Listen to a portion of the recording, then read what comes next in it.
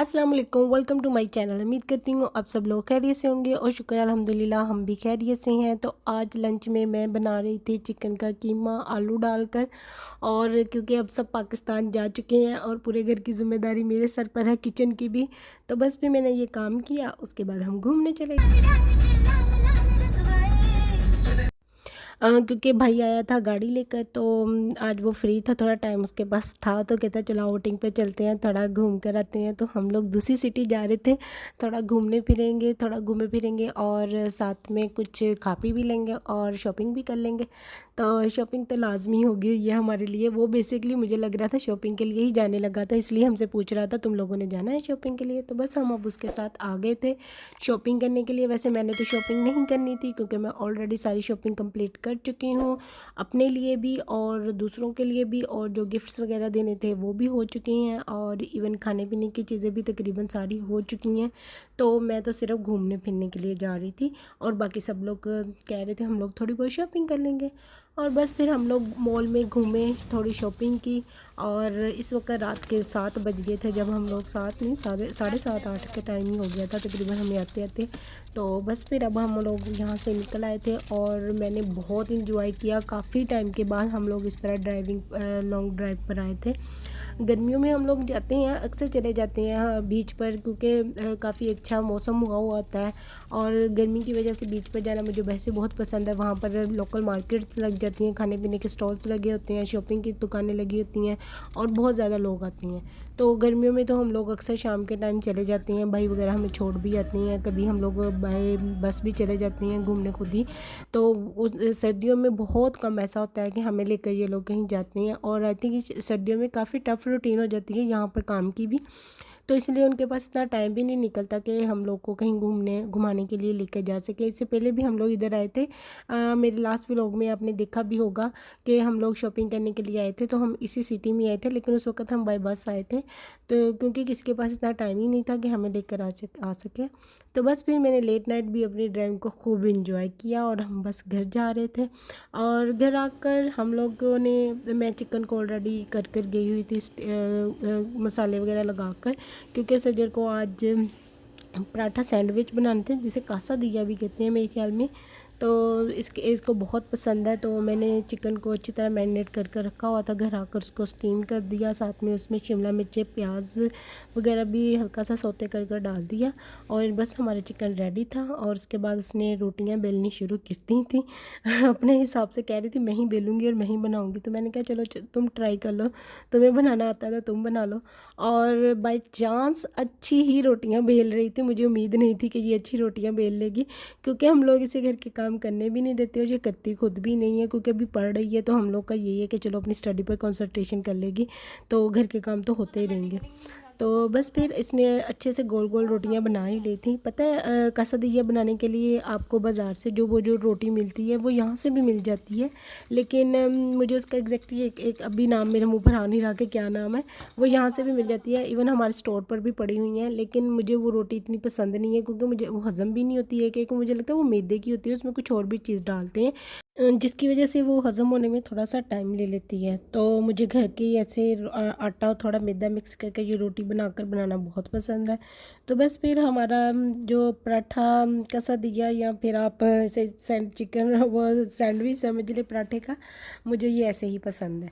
तो हम लोग ऐसे ही बनाते हैं। आप पराठे पर पहले नीचे सॉस लगा लीजिए, जो भी आपको पसंद है, चिली सॉस खुद केचप की बनाकर या बाज़ार से मिलती है वो, उसके ऊपर चीज़, और फिर चिकन जो मसाले वाला आपने बनाया था सेम प्रोसेस दूसरे पराठे पर भी आपने करना, ऊपर से चीज़ डाल दें इसमें चिकन के ऊपर, फिर ऊपर से वो सालसा लगा हुआ है पराठे की दूसरी रोटी के ऊपर डाल दें, और ये बहुत यमी होती है। और शाम की टी के साथ तो बहुत मज़ा आता है, इवन रात को भी आपको मज़ा आता है। अगर आपका दिल कर रहा कुछ खाने के लिए तो उसके लिए भी ये बहुत ज़बरदस्त है, और रमज़ान के लिए भी।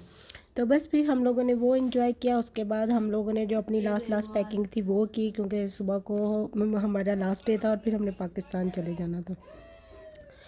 और सुबह उठकर फिर मैंने अपना किया है नाश्ता। आज नाश्ते में मैंने ऑमलेट बनाया था, साथ में चाय थी और साथ में मैं अपना टीवी देख रही थी। काफ़ी दिनों के बाद ये प्रोग्राम मुझे सामने नज़र आ रहा था, तो मैंने कहा चलो यही देख लेती हूँ।